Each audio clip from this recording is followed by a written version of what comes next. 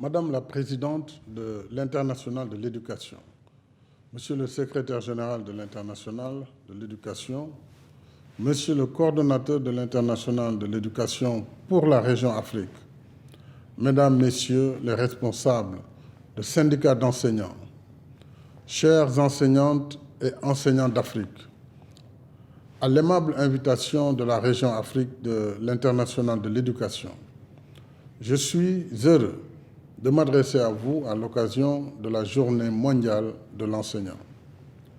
Depuis 1994, cette journée est commémorée en souvenir de la signature de la recommandation conjointe OIT-UNESCO de 1966 sur la condition du personnel enseignant. Ce texte de référence définit entre autres les droits et responsabilités des enseignants, les normes de leur recrutement et de leur formation initiale et continue. Il fixe également les règles de leur emploi et perfectionnement professionnel, ainsi que les conditions de l'enseignement et de l'apprentissage. Le 5 octobre marque aussi l'adoption en 1997 de la recommandation de l'UNESCO relative à la condition du personnel enseignant du supérieur et aux droits et responsabilités du personnel de recherche et d'enseignement. Le thème de cette édition, enseignants, leaders en temps de crise et façonneurs d'avenir, reflète pleinement le contexte de la sévère pandémie Covid-19. À l'instar des autres secteurs d'activité, les systèmes éducatifs sont gravement perturbés à travers le monde, mettant à rude épreuve les gouvernements, enseignants, élèves et parents.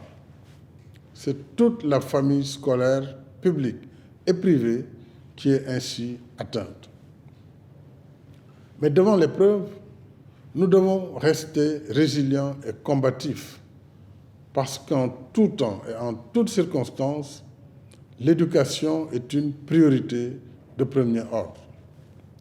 Elle ne peut pas attendre, parce que c'est la lumière du savoir qui façonne l'esprit, illumine la pensée et l'action, éclaire la voie du progrès et repousse les ténèbres de l'ignorance et de l'obscurantisme. Dans le combat de la lumière contre les ténèbres, ce sont les enseignants qui sont à la ligne de front, surtout en ces temps inédits de crise sanitaire, économique et sociale. C'est pourquoi je salue avec respect tous les enseignants et enseignantes qui, dans un bel élan de patriotisme et avec un sens élevé des responsabilités, ont assuré la continuité du service public de l'éducation, parfois dans des conditions difficiles.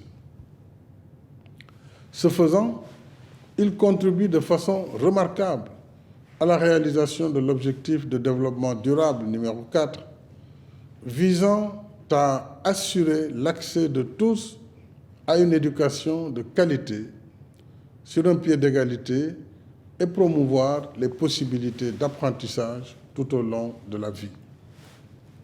Au Sénégal, nous avons pu relever ce défi grâce à un plan de résilience éducative à 3 composantes: le protocole sanitaire, le dispositif pédagogique et la concertation avec les organisations syndicales d'enseignants. Avec la reprise des cours des classes d'examen en présentiel, le support technologique, notamment des cours en ligne, la plateforme audiovisuelle et la fourniture de matériel didactique pour les classes de transition, nous avons pu sauver l'année scolaire et organiser les examens. Je voudrais dire ma fierté et rendre hommage au corps enseignant et à tous les acteurs du système éducatif, aux autorités pédagogiques, administratives et locales et aux parents d'élèves.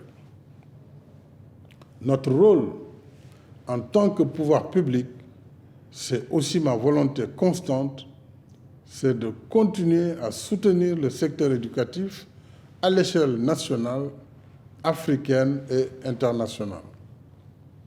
C'est le sens de nos efforts consistant à consacrer à l'éducation 26% du budget de l'État. C'est le sens de mon engagement au sein du comité des 10 chefs d'État et de gouvernement de l'Union africaine, champion de l'éducation, de la science et de la technologie, sous la présidence du Sénégal.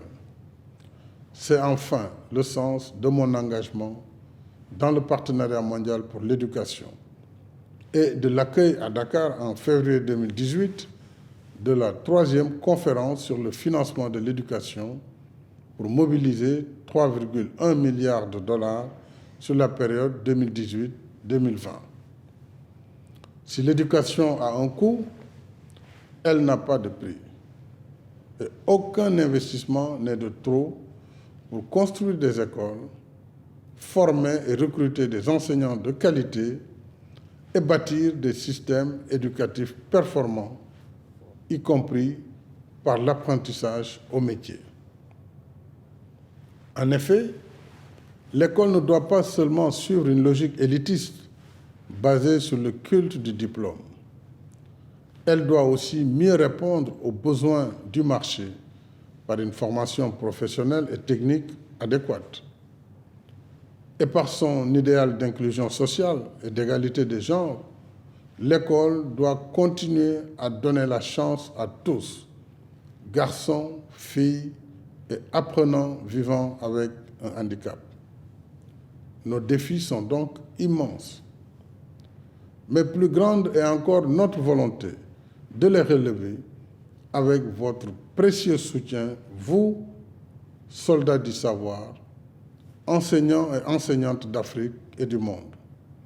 Je vous adresse mes chaleureuses félicitations et vous souhaite une excellente journée de l'enseignant.